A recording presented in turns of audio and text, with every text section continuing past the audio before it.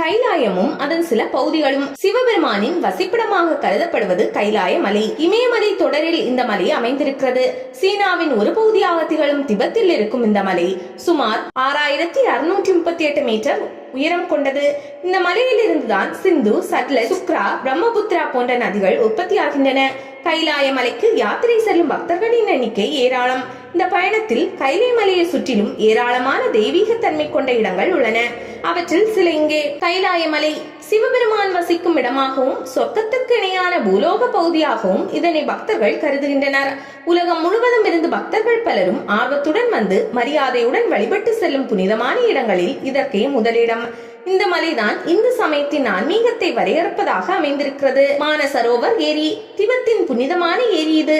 அது மட்டுமல்ல, உலகிலேயே மிக உயர்ந்த இடத்தில் உள்ள நன்னீர் ஏரியாகவும் இந்த மானசரோவர் ஏரி கருதப்படுகிறது.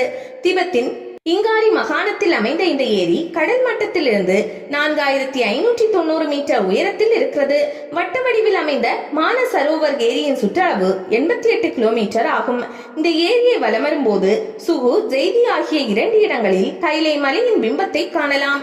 யமத்வாரம், யம தர்மராஜாவின் கதவு என்று பொருள் கொண்ட இந்த இடம் கைலாய மலை மானசரோவர் ஏரி பயணப்பாதையில் முக்கியமான ஒரு இடமாகும். கைலாய மலையை சுற்றி வலவரம் தொடங்குவதற்கு முன்பு இந்த கதவின் வழியாக சென்று வர வேண்டும். இந்த வாசலை கடந்து செல்பவர் தன்னை சுற்றியுள்ள எதிர்மறை சக்திகளில் இருந்தும் முன்ஜென்ம பாவங்களில் இருந்தும் விடுவிக்கப்படுவதாக நம்பிக்கை. யமதர்மன் இந்த கதவை தனிப்பட்ட முறையில் காவல் காப்பதாக சொல்லப்படுகிறது. எதிர்மறையான சிந்தனை கொண்ட ஒருவரால் இந்த கதவை கடந்து செல்வது கடினம் என்கிறார்கள். பசுபதிநாதர் கோவில் காட்மாண்டுவில் இருந்து 4 கிலோமீட்டர் தொலைவில் உள்ளது இந்த ஆலயம். சிவபெருமானுக்காக அமைந்த இந்த கோவில் தியோபட்டன் நகரின் மையத்தில் பாக்மதி ஆற்றின் கரையில் பிரம்மாண்டமான முறையில் கட்டப்பட்டிருக்கிறது. கைலையில் வசித்த சிவன் சில காலம் வந்து தங்கியிருந்த இடமாக இந்த இடம் பார்க்கப்படுகிறது.